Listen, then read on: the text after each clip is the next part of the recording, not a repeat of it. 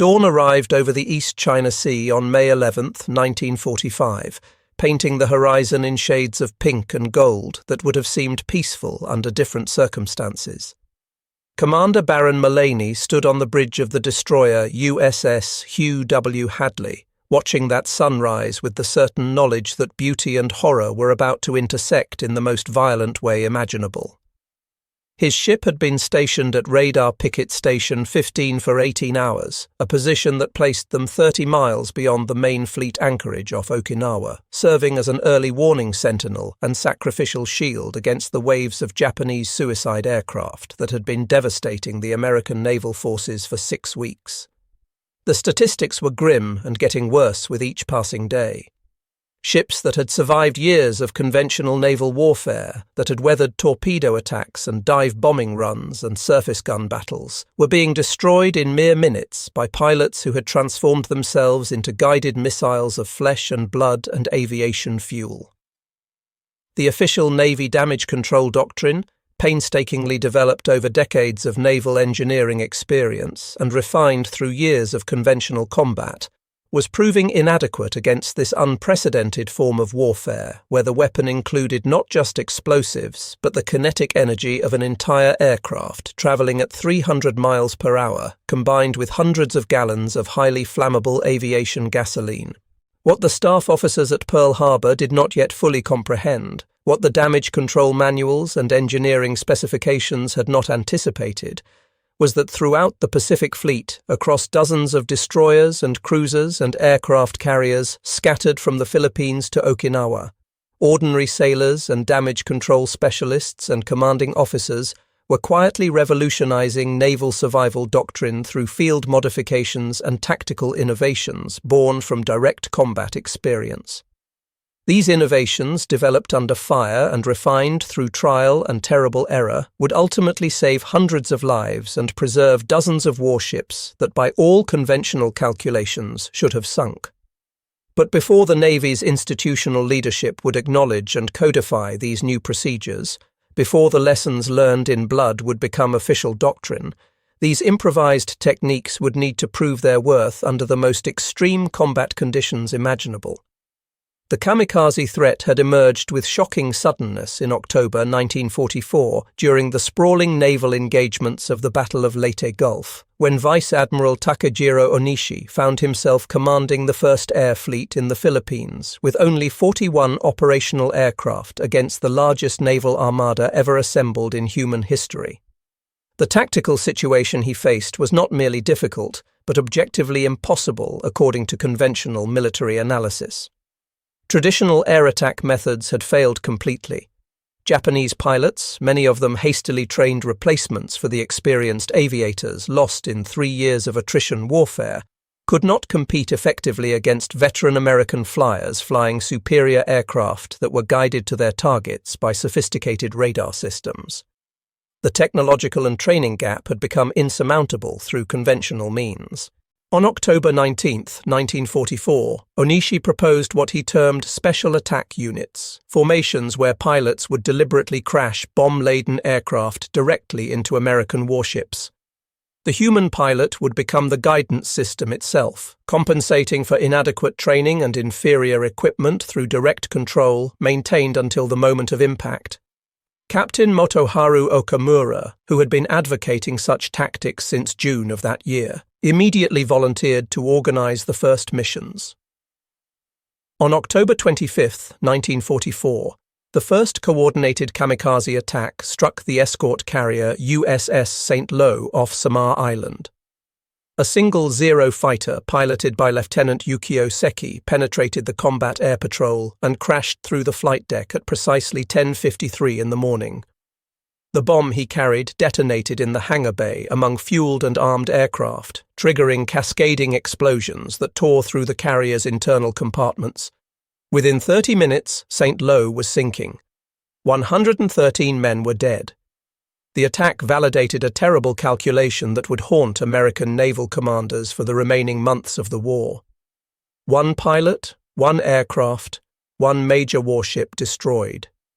Within days of this success, Japanese commanders throughout the Philippines were organizing kamikaze units.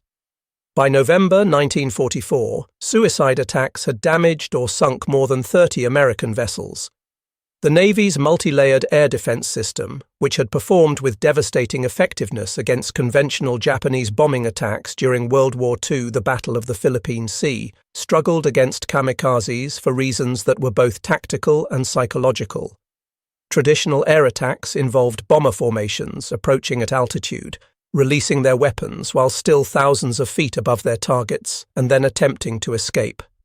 This attack profile gave American defenders multiple opportunities to engage.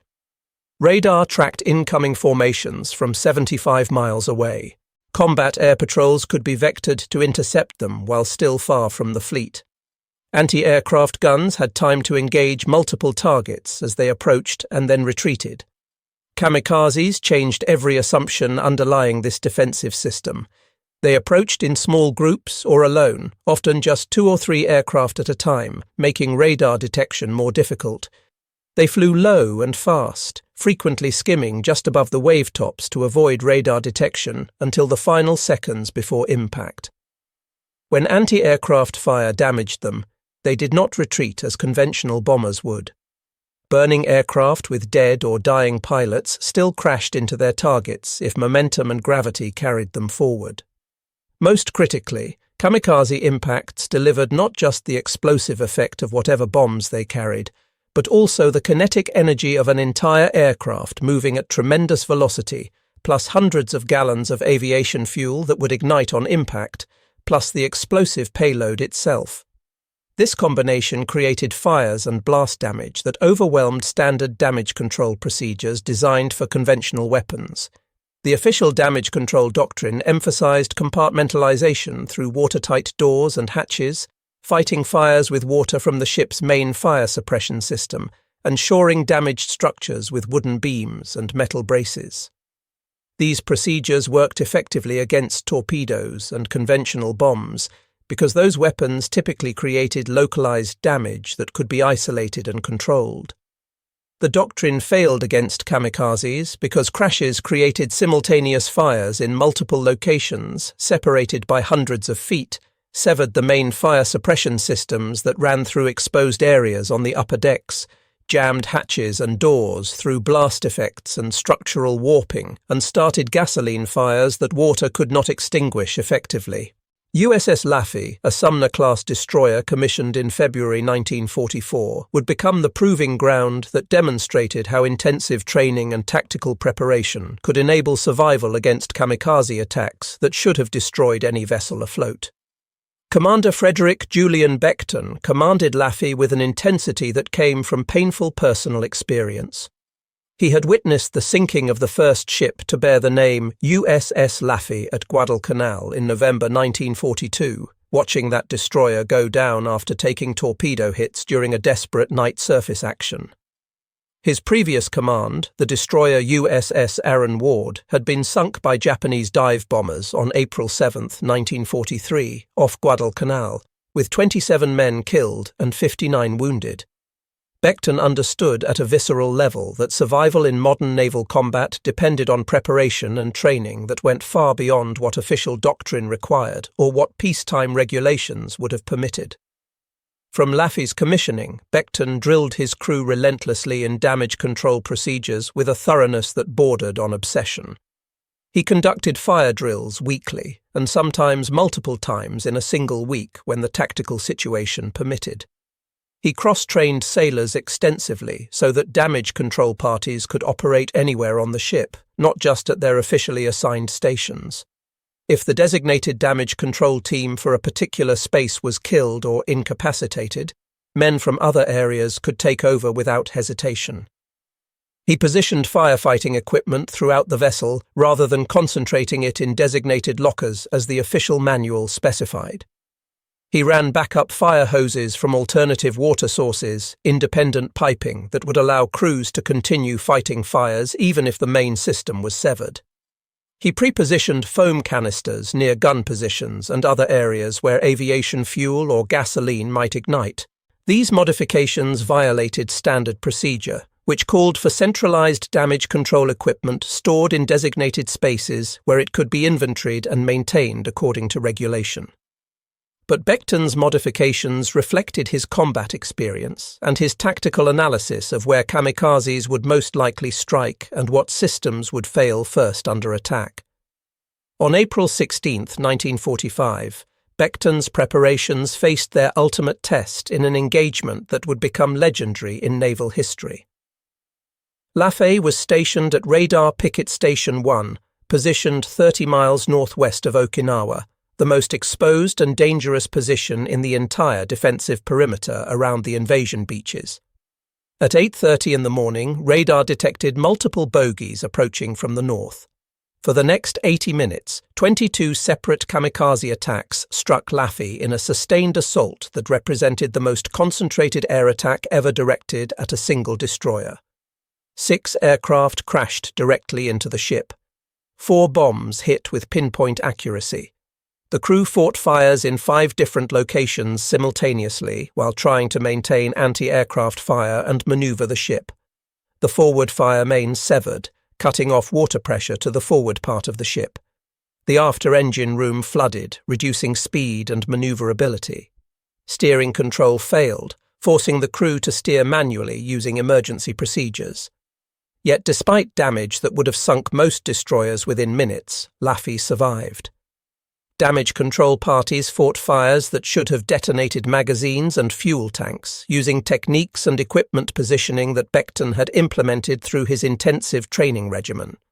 When the main fire system failed, crews immediately deployed backup hoses rigged from alternative pump sources that Beckton had installed. When gasoline fires erupted near gun positions, firefighting foam was available within seconds because Beckton had pre-positioned equipment based on tactical analysis of probable impact points. When flames threatened the forward magazine, where hundreds of rounds of 5-inch ammunition were stored, crews flooded it using alternate pumping arrangements that had been tested repeatedly during drills. The steel plating and reinforcement that Beckton's crew had welded around critical fuel lines and ammunition handling spaces contained several fires long enough for repair parties to extinguish them before they could spread to adjacent compartments. By 10 o'clock that morning, Laffey remained afloat and still fighting, her guns still firing at incoming aircraft even as damage control parties worked frantically to save the ship. She had lost 32 men killed and 71 wounded, casualties that represented nearly a quarter of her crew.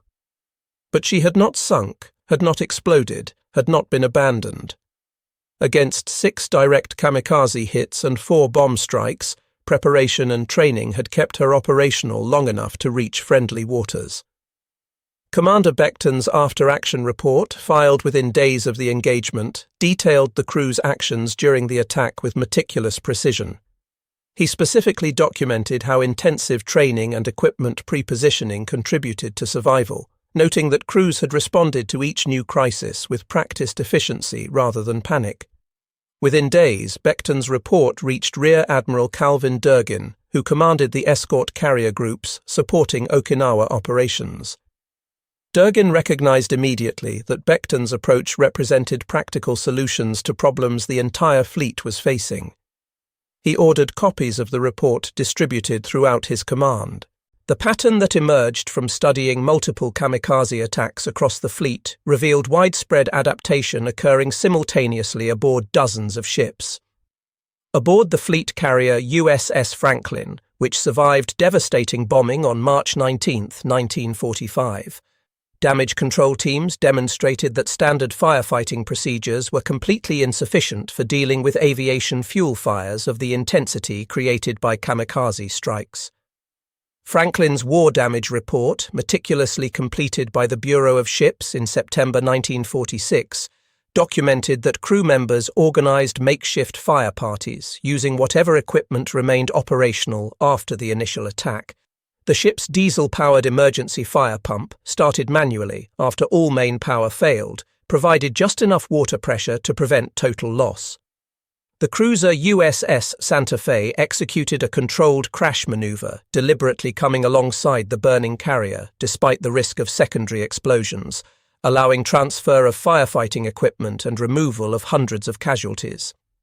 The techniques Franklin's crew developed during 10 hours of continuous firefighting became detailed case studies in damage control schools after the war. The Bureau of Ships War Damage Report recommended numerous improvements based directly on Franklin's experience, including positioning additional fire hoses throughout ships rather than concentrating them in central locations, providing portable pumps for backup capability independent of the main system, improving foam suppression systems specifically designed for fuel fires, and installing quick-access hatches in armoured doors to permit escape when standard exits jammed due to blast damage or structural warping. On the destroyers operating the desperately dangerous radar picket duty around Okinawa, crews began welding scrap steel plating around gun positions and bridge structures, creating improvised armour that official regulations did not authorise. Standard procedure required Bureau of Ships approval for any structural modifications that might affect weight distribution and stability calculations. The engineering review process normally took weeks or months. Picket destroyer crews, facing daily kamikaze attacks that gave them no time for bureaucratic procedures, welded armour anyway, using steel salvaged from damaged vessels or cut from non-critical structures on their own ships.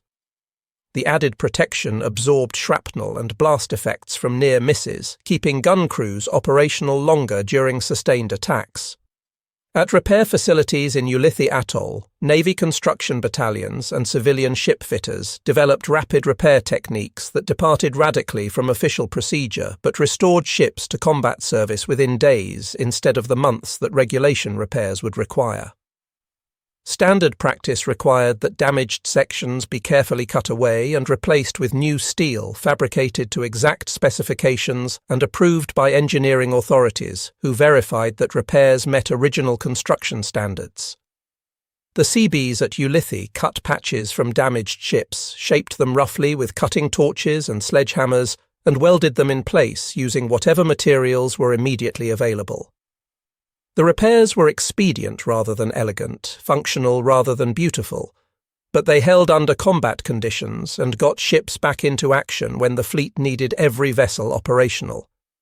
The specific technical innovations that emerged from this period of intense combat included running secondary fire mains through routing completely different from primary systems, so that a single hit could not disable all firefighting capability simultaneously.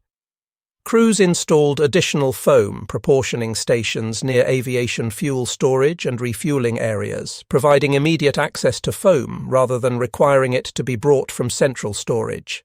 They welded steel plates around exposed fuel and hydraulic lines in areas where fragment damage from near misses commonly caused fires that spread rapidly. They positioned portable gasoline-powered pumps throughout the ship as backup systems that could operate when all electrical power failed.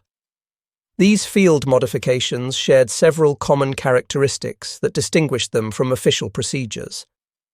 They were developed by sailors with direct combat experience who understood intimately where damage was likely to occur and what systems would fail first under attack. They frequently violated official procedures or lacked proper authorization from shore-based engineering authorities who were not present during combat. And most importantly, they worked consistently under the extreme conditions of actual kamikaze attacks. Ships arriving at Okinawa in late May and June 1945 incorporated modifications that earlier vessels had improvised under fire. Damage control parties trained specifically in techniques developed by crews like Laffey's. Repair facilities stockpiled materials for rapid implementation of proven modifications. The Navy's adaptation to the kamikaze threat represented organizational learning under the most extreme pressure imaginable, institutional evolution occurring in real time during active combat operations. The Bureau of Ships' comprehensive investigation into kamikaze damage patterns, completed in late 1945 after the war ended, documented that ships with the best survival rates were consistently those whose crews had implemented field modifications before attacks occurred, rather than trying to improvise during the chaos of combat. The report examined damage sustained by dozens of vessels and concluded that preparation, training, and tactical equipment positioning determined survival more reliably than armor thickness or ship size. A heavily armored battleship with inadequately trained damage control parties might sink from damage that a thin-skinned destroyer with excellent preparation would survive. The statistical evidence was compelling and impossible to dismiss. During the Okinawa campaign from April through June 1945, kamikazes conducted more than 1,900 individual attacks against American naval forces. They sank 36 vessels and damaged 368 others, killing 4,900 American sailors and wounding 4,800 more. Yet the majority of ships hit by kamikazes survived their attacks. The difference between survival and sinking often came down to minutes or even seconds. Could damage control parties reach fires before they spread to magazines? Could backup systems maintain electrical power when primary generators failed? Could crews improvise repairs using whatever materials were available? Ships whose crews had prepared for these contingencies before attacks occurred survived at significantly higher rates than vessels relying entirely on standard procedures and official doctrine. USS Hugh W. Hadley's experience on May 11, 1945, demonstrated both the effectiveness of intensive training and the absolute limits of preparation against overwhelming attack. Commander Baron Mullaney had trained his crew rigorously in damage control and anti-aircraft procedures since the ship's commissioning in November 1944. He had studied reports from other destroyer commanders, incorporating lessons learned from vessels that had survived kamikaze attacks. For 95 minutes that morning, Hadley and the destroyer USS Evans faced wave after wave of Japanese aircraft in what became one of the war's most intense kamikaze attacks. The radar plot showed so many incoming contacts that the air search radar screen appeared almost solid with returns. Hadley's gunners shot down 23 enemy aircraft, setting a record for aerial victories in a single engagement that remains unmatched in naval history to this day. The crew's training and fire discipline kept weapons operational through the sustained attack, even as kamikazes crashed into the water all around the ship. Combat air patrols vectored by Hadley's fighter direction team shot down additional aircraft before they could reach the destroyers. But the sheer number of attackers, the overwhelming mass of aircraft thrown against two destroyers isolated far from the main fleet, eventually overwhelmed even the most effective defensive fire. 4 aircraft and 1 Baka bomb, a rocket-powered kamikaze weapon, struck Hadley despite her devastating gunnery. The impacts killed 30 crew members instantly and wounded 67 others. Fires engulfed multiple sections of the ship simultaneously. Engineering spaces flooded as underwater damage allowed seawater to pour in. The fantail settled low in the water as flooding progressed. Commander Mullaney, assessing the damage with the cold calculation necessary for command decisions, ordered all but 50 crew members into life rafts, retaining only essential damage control personnel to fight fires and prevent the ship from breaking apart and sinking. The remaining damage control parties kept Hadley afloat through sheer determination and technical skill applied under the most desperate circumstances. They isolated flooding by securing watertight doors and hatches, even when this meant sealing compartments where wounded men might still be trapped. They fought fires in multiple locations using portable pumps when the main fire system failed completely. They maintained just enough buoyancy that tugboats could eventually tow the crippled destroyer to Kerama-Retto anchorage. Hadley survived the immediate crisis, but was too extensively damaged for combat repair using the limited facilities available in the forward area. She was towed back to the United States, decommissioned in December 1945, and eventually sold for scrap in 1947. Her crew received the Presidential Unit Citation for their extraordinary actions on May 11th. Commander Mullaney received the Navy Cross. The ship's survival, even in such heavily damaged condition, demonstrated that even against overwhelming attacks that should have resulted in immediate sinking, well-trained damage control parties using proper techniques could prevent total loss and save lives. The innovations and adaptations developed during the Kamikaze campaign became permanent features of naval damage control doctrine in the decades that followed. Post-war training programs incorporated lessons from ships like Laffey, Franklin, and Hadley. The principle that equipment should be positioned based on tactical analysis of probable damage patterns rather than administrative convenience became standard practice throughout the fleet. Pre-positioning firefighting gear near probable impact points, running redundant fire mains from alternative sources that could not be disabled by a single hit, using foam suppressant for gasoline and fuel fires, installing supplementary armor around critical spaces. These practices all originated as field modifications that proved effective under actual combat conditions and were subsequently codified into official procedure. Modern naval vessels reflect design features that trace their lineage directly to the improvisations of 1945. Collective protection systems providing redundant firefighting capability evolved from the backup hoses that crews rigged at Okinawa. Pre-action foam systems in aviation fuel storage areas developed from techniques improvised aboard carriers under attack. Damage control training emphasizing rapid response and tactical adaptation continues the philosophy that survival depends on thinking sailors applying sound principles, not merely following written procedures by rote. The Navy's Bureau of Ships Statistical Analysis, completed in 1998 while reviewing comprehensive wartime data for historical purposes, confirmed observations that commanders had made in 1945. Ships with aggressive, well-trained damage control parties survived kamikaze hits at significantly higher rates than ships relying on minimal crews and standard procedures without additional preparation. The study examined 212 ships hit by kamikazes during the Okinawa campaign. 36 sank. 176 survived. Surviving ships averaged twice as many damage control personnel assigned to critical stations, conducted drills 3 times more frequently than minimum requirements specified, and had implemented field modifications at twice the rate of vessels that sank. The correlation between preparation and survival was statistically undeniable. The Navy's transformation during the kamikaze crisis demonstrated institutional capacity for rapid learning under extreme pressure, the ability of a large bureaucratic organization to adapt quickly when survival demanded it. The fleet adapted to unprecedented threats by empowering commanding officers and crew members to develop practical solutions without waiting for approval from distant headquarters.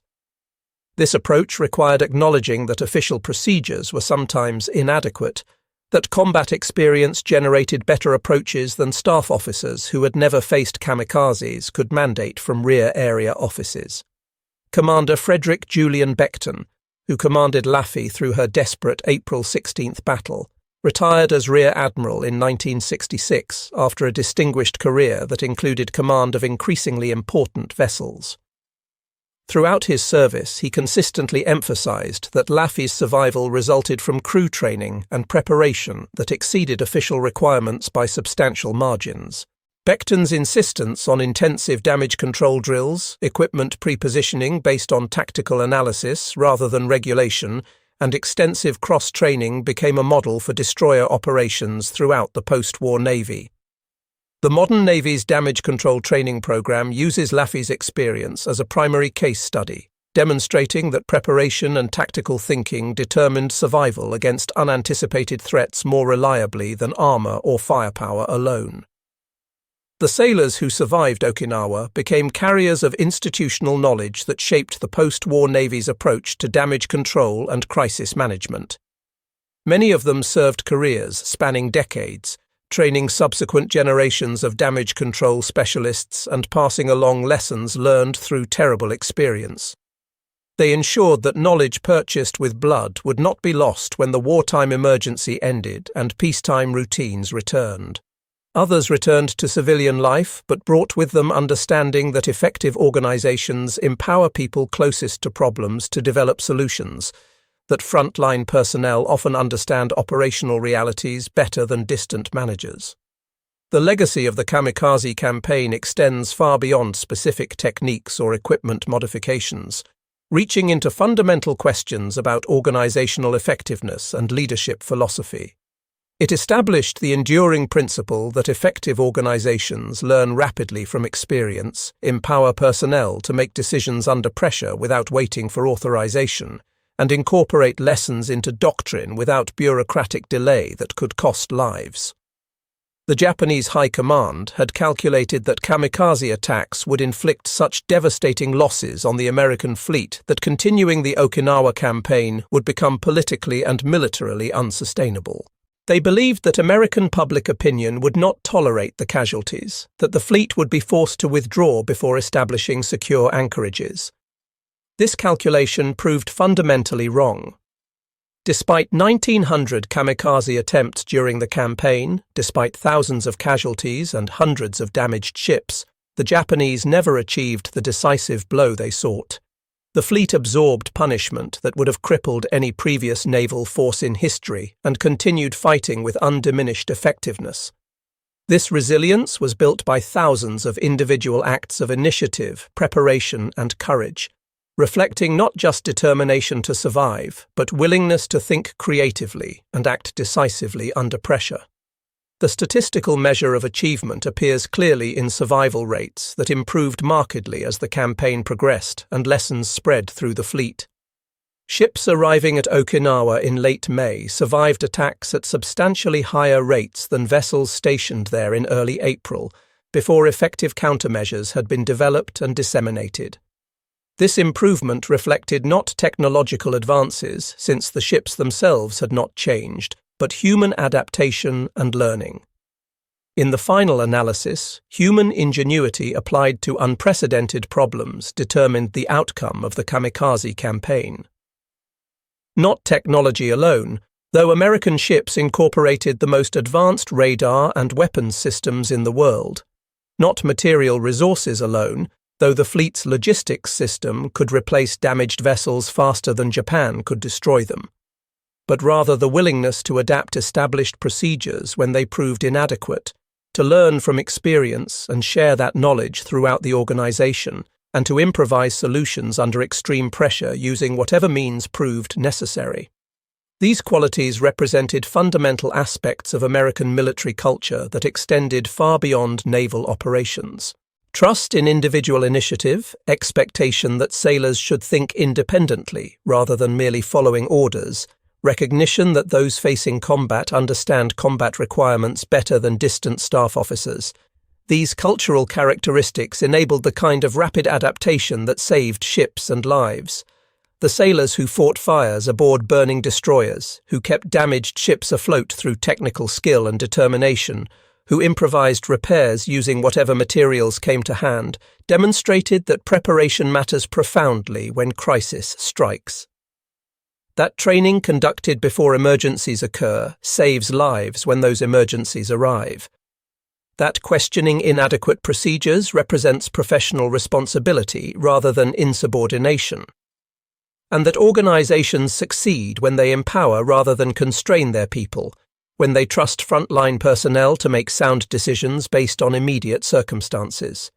Their example endures in modern naval damage control procedures that incorporate the lessons they learned, in training programs emphasizing adaptation and initiative over rigid adherence to procedure, and in cultural expectations that sailors throughout the fleet should exercise independent judgment when circumstances require it, rather than waiting for explicit orders that may come too late.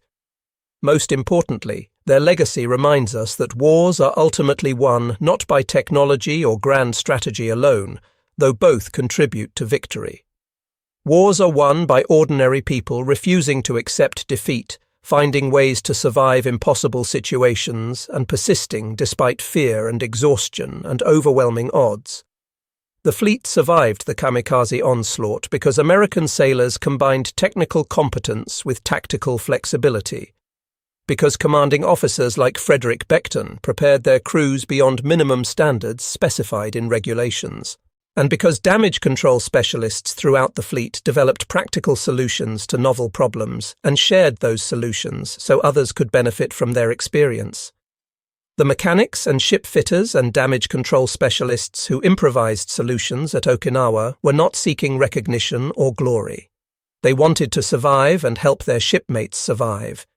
They found ways to fight fires that water alone could not extinguish, to contain damage that should have destroyed their ships, and to keep critical systems operational through whatever means proved necessary.